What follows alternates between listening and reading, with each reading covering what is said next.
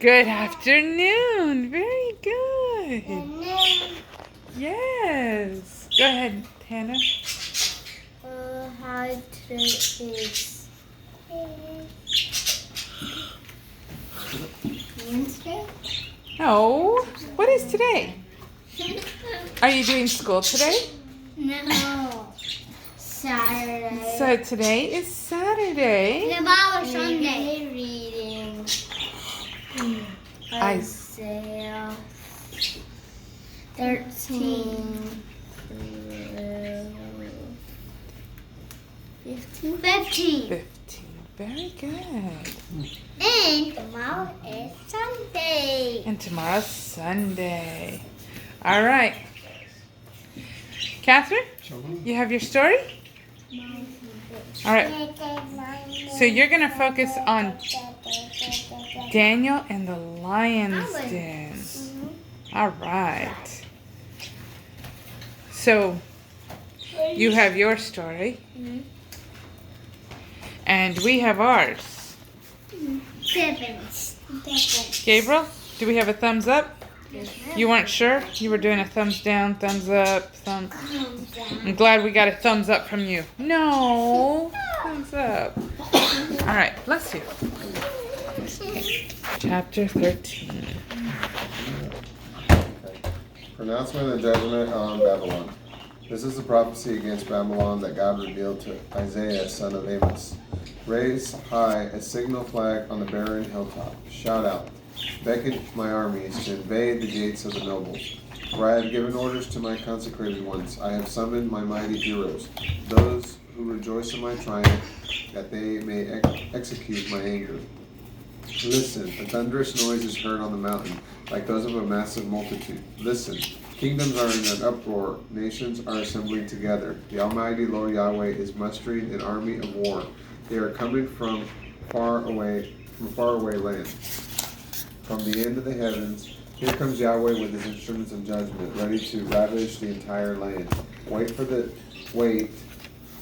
Well, for the day of the Lord Yahweh is near. It will come with the destructive power of Satday. For this reason, every hand will go limp, and every heart will melt. All the Babylonians will be seized with panic and pain. Anguish will grip them like a woman in labor. They will look at one another with astonishment, and the faces will be flames of fire. Behold, the day of the Lord is coming, with pitiless fury and fierce anger. The land will be made desolate, destroying the sinners who inhabit it. For the stars of the heavens and their constellations will not give their light. The rising sun will be obscured, and the moon won't shine.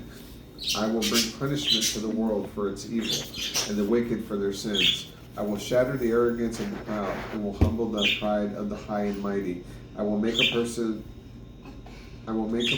scarcer than fine gold, and people rarer than a wedge of gold from Ophir. Therefore I will make the heavens shudder and the earth shake from its foundation, because of the wrath of the Lord, the commander of angel armies, in the day of his fierce anger. Like a hunted gazelle, each will return to his own people, and like sheep with no one to gather them, each will flee to his native land. Captured ones will be slain, and those who are caught will die by the sword. Their infants will be dashed to pieces before their very eyes. Their houses will be looted, and their wives raped. Behold, I am stirring up the Medes against them, who neither value silver nor delight in gold. They will slaughter the young men, and show no pity on infants, nor compassion on children. God will overthrow Babylon, the jewel of kingdoms, the splendor and pride of the Babylonians, exactly as he did to Sodom and Gomorrah. Babylon will never rise again, nor will it be inhabited for many generations. Bedouins will not even pitch their tents there, and shepherds will refuse to rest their flocks there. Wild animals will roam there, and their vacant houses will be overrun by eerie creatures, nothing but owls and goat-shaped demons dancing. Hyenas will howl in their houses, and jackals will make their dens in her palaces.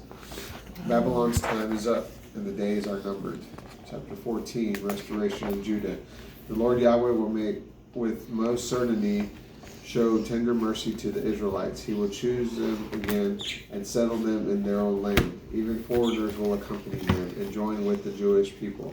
Nations will take back to their own place, and the Jews will own their enemies as their inheritance in the land Yahweh gave them. They will take the captors captive and rule over those who once oppressed them. Downfall of the king of Babylon. In that day, when the Lord Yahweh has given you rest from your pain, trouble, and cruel bondage, you will jeer at the king of Babylon and recite this proverb. Your oppressors have been stilled, and your onslaught is over. Your Lord Yahweh has shattered the staff of the wicked and brutal rod of the rulers. With their unceasing blows, they used it cruelly to strike down nations. They subdued nations in anger with unrelenting persecution. But now the whole earth rests and is at peace. It bursts out with singing. Even the cypresses and cedars of Lebanon join in, rejoicing over your demise, saying, now that you were laid low, no woodsman comes to cut us down. The underworld. The underworld is all astir in preparation, ready to meet you when you show up. It rouses the spirit of the dead to greet you. All the former tyrants and despots arise from the thrones. One and all will say to you, look at you, you've become as weak as we are. Now you're just like us. Your pompous pride brought you down to the underworld with the hump of harps. But now you will lie on a bed of maggots, and a blanket of worms will cover you. Thanks. The son of the dawn. Look how you have fallen from your heavenly place, O shining one, son of the dawn. You have been cut down to the ground. You who conquered nations. You said in your heart, I will ascend into heaven and exalt my throne above the stars of God. I will rule on the mountain of the congregation, on the highest place of the sacred mountain. I will rise past the tops of the clouds and rival the most high God. Yet down to the underworld you go, into the depths of the pit. Everyone will stare at you and ponder your fate, saying, is this the man who shook the earth and made the kingdoms tremble? Is this the man who made the world a desert and overthrew its cities and refused to free its prisoners and let them return home? Every king at death lies in state, each in his crypt of splendor. But you are an unburied, trampled corpse, thrown out of your grave like a rotten stick, and wrapped in the bloody clothing of those slain by the sword. You will not have a burial like them, because you destroyed both your land and your people. May your wicked descendants never be mentioned again. Prepare to execute his sons because of the sins of their father. May they rise to conquer the earth and cover the world with their cities. Utter extermination of Babylon. I will rise up against them, declares the Lord Yahweh, commander of angel armies. I will blot out the name Babylon and her survivors. Her offspring and descendants declare the Lord Yahweh. I will turn it into a swampland and a place for wild animals. Like dirt on the floor, I will sweep it away. With the broom of destruction, declares the Lord Yahweh, commander of angel armies. The Lord's plan for Assyria. The Lord Yahweh, commander of angel armies, makes this solemn decree. Be sure of this, just as I have planned, so it will be. Every purpose of my heart will surely come to pass. I will crush the Assyrians who invade my land. I will trample them on my mountains. Their yoke of slavery will be removed from my people, and their heavy burden from their shoulders. This is the plan that I have determined for the entire world. I will accomplish it by the demonstration of my mighty power throughout the earth. For the Lord Yahweh, the commander of angel armies, has an amazing strategy, and who can thwart that? When he moves in power, who can stop him? God's judgment of the Philistines. This prophecy came to Isaiah in the year King Ahaz died. Don't rejoice too soon, you Philistines, just because the rod that beats you is broken. A snake will sprout from the root of that serpent, and this descendant will be like a flying, fiery, burning one. And through him, the poorest of the poor will find pasture, and the needy will lie down in peace. The Lord will starve the root of the Philistines with a famine that will annihilate your survivors.